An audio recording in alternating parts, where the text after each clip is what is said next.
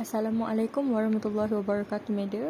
So today, our group will present about the production of biogas from POM, which is palm oil mill effluent.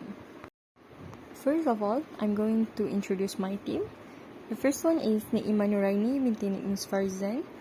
Second one is Nurul Fatiha binti Abdul Nasir. And then the third one is me, Siti Marsha Emilia. And the last one is Cik Ros Syafiqah Izzati.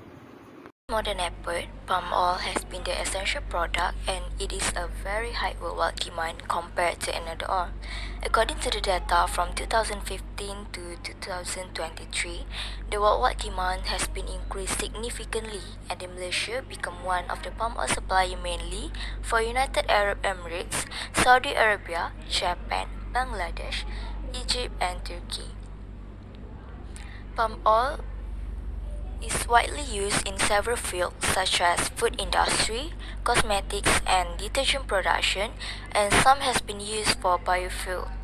It also contains saturated and unsaturated fats, vitamin E, beta-carotene, where vitamin E acts as antioxidant and provide aid in cells protection from being damaged by free radicals, which is it's usually formed when bodies converting the food into energy, and beta-carotene helps to provide strong immune system and healthy skin.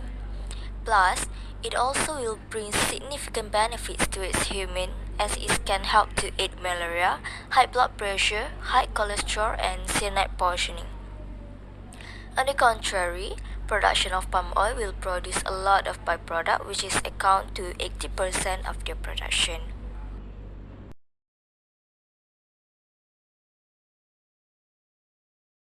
So this is our process flow diagram for our production, which is production of biogas from POM. So here is our process description for PFD. The first one is feed tank. So of course, all of the production will begin with the feed tank where POM and water will be combined. So this tank will utilize a mixer to enhance homogeneity of all inputs if utilized. And then the prepared feed from this feed tank will be transferred into mixing tank for further processing.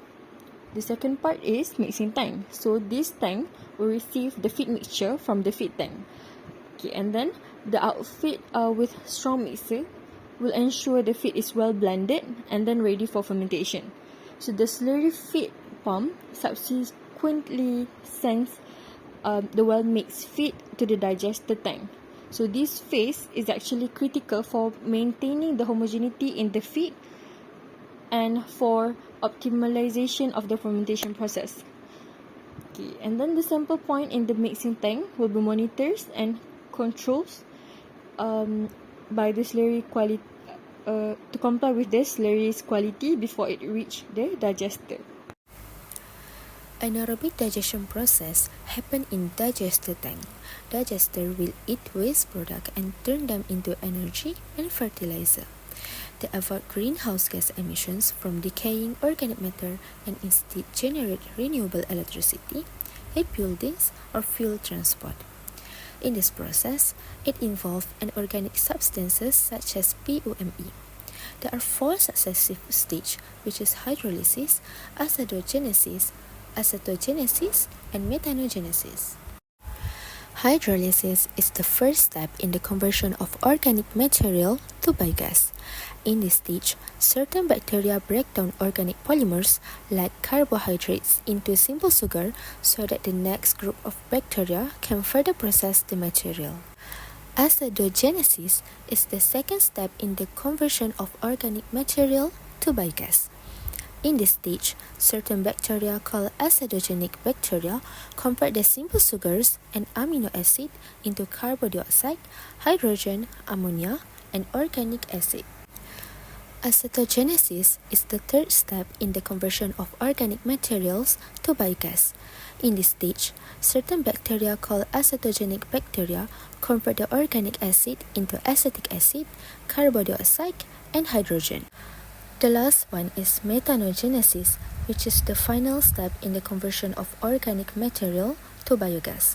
In this stage, certain single-cell organisms called methanogens convert the intermediate product produced in the preceding stage into biogas, primarily methane and carbon dioxide. The solid and liquid left over from this process, digested, consists of material that the microbes cannot use, as well as dead bacteria. Next is the gravity thickener, which is simple to operate and maintain. Gravity thickeners generally retain 80% to 90% of the solids in the thickened product streams. Gravity thickening increases the solid concentration by allowing the particles to settle to the base of the vessel, producing a concentrated solid stream at the vessel base and a supernatant stream at the surface. According to our PFD, the digested slurry enters the gravity thickeners and the thickened slurry is sent to the slush tank.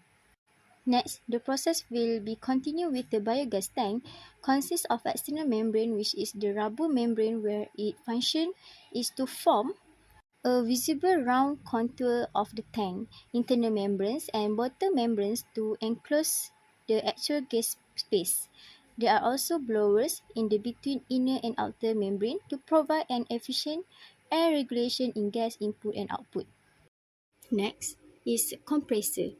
We use the biogas compressor employs intricate mechanism to precisely elevate the pressure of biogas.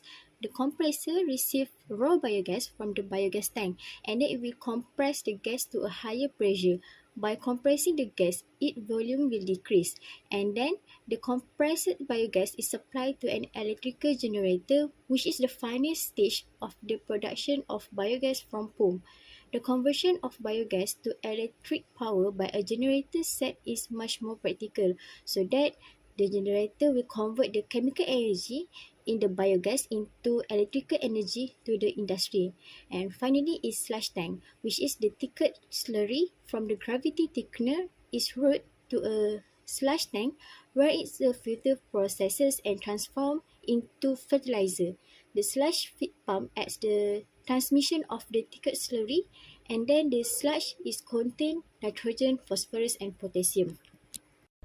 As a conclusion, waste can be averted by turning it into something that is useful towards others to ensure the sustainability of a product to remain excellent. Any initiative can be used to avert waste, such as doing the 3R principle, which is reduce, reuse, and recycle, composting where it can be used to help the growth of the plant, or by incinerating all the waste. So as a consequences, our earth can be safe and the production of palm oil will be more efficient. The byproduct that has been produced during the extraction of palm oil astoundingly has a myriad of functions that can contribute to the increasing of our country income. So, we are hoping that every palm oil plant can take an action by making this as another production to ensure the waste effluent from the plant can be reduced efficiently.